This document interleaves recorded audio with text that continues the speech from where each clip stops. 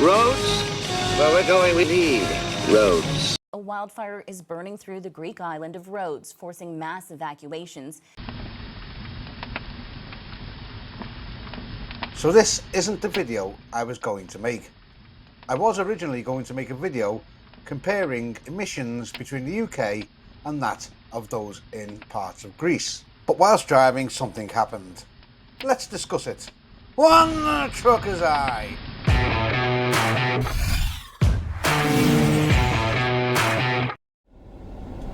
So like I said in the intro, this video is more about what happens with the weather rather than anything to do with trucks. As you can see, we're passing a couple of trucks here, and originally the video was to do with the emissions. As you'll see from these trucks, some of them aren't even Euro 3 or Euro 4, never mind Euro 6.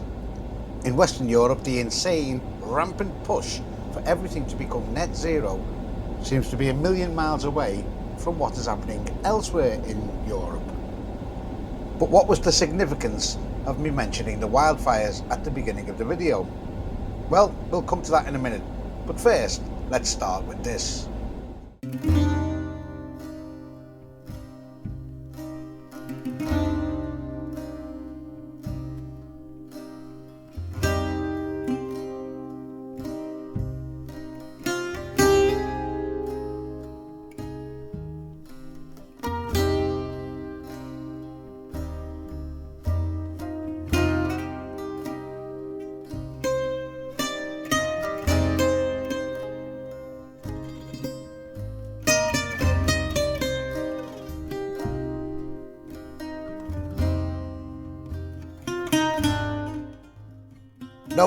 No.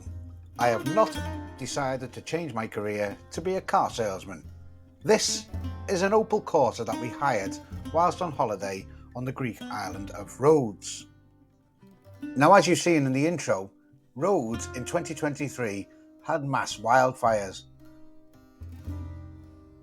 And depending on what you read, they were either started by climate change or, as the locals will tell you, they were started deliberately.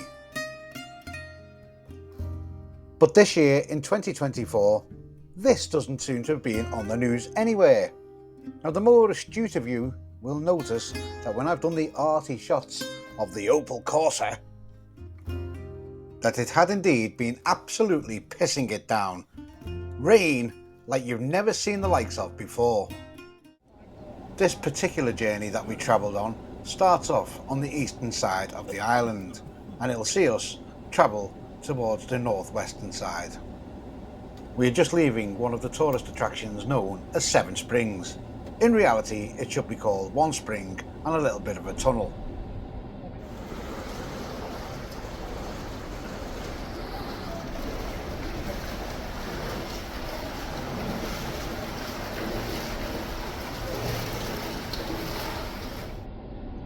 The weather at this current time was warm and sunny, an attractive 32 degrees.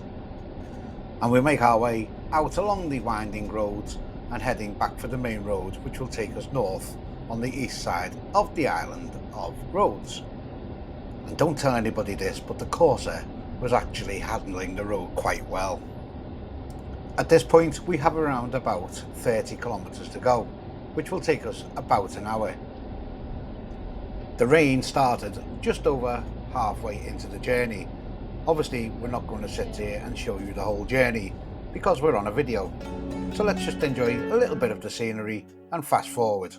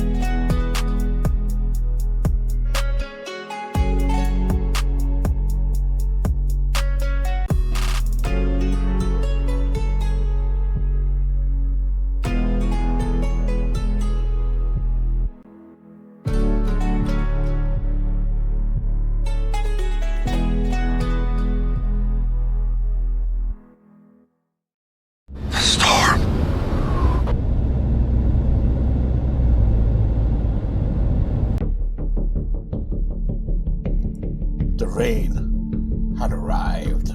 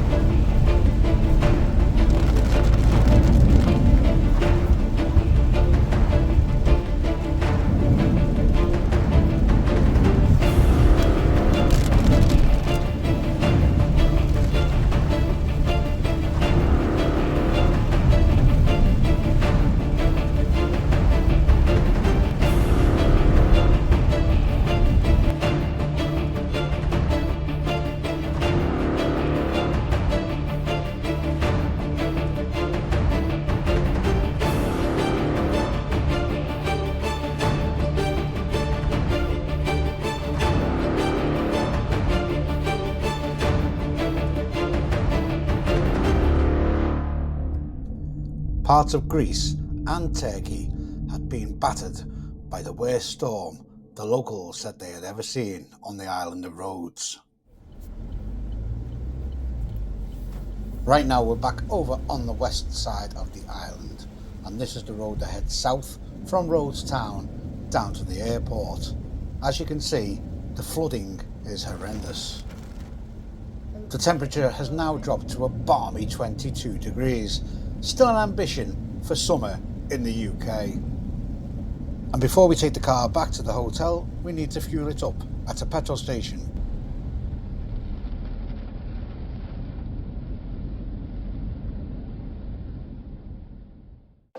Unbelievably, as you will notice from the prices advertised on the billboards outside the petrol station, the UK is actually cheaper for petrol and diesel.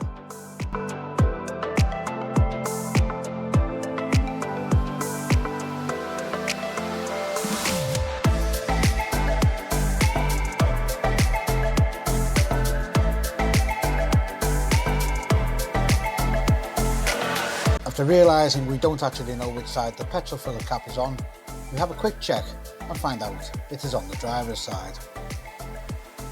Most petrol filling stations on the island of Rhodes still have attendants, including this one. They are just out of shot at the moment. It is still raining sideways, so much so that the rain is coming under the canopy. Thankfully, I don't have to get out and fuel up. One thing we do want to do though is get a coffee, so I do the only sensible thing that I can think of. Order the missus to go into the store and get one. And there we almost have it for another video. The reason I'm saying almost is I have another little clip before we finish. But before I play that, thank you very much for watching the video. If you haven't already subscribed, then please consider doing so. Please do give the video a like, it helps the algorithms out and me so much going forward, making better and bigger content for you. But just to finish the video off, and to show you that it's not just the UK where the bad drivers are, take a look at how long it takes this lady to get out of this junction where the traffic lights have all gone out. See you next time on the Trucker's Eye.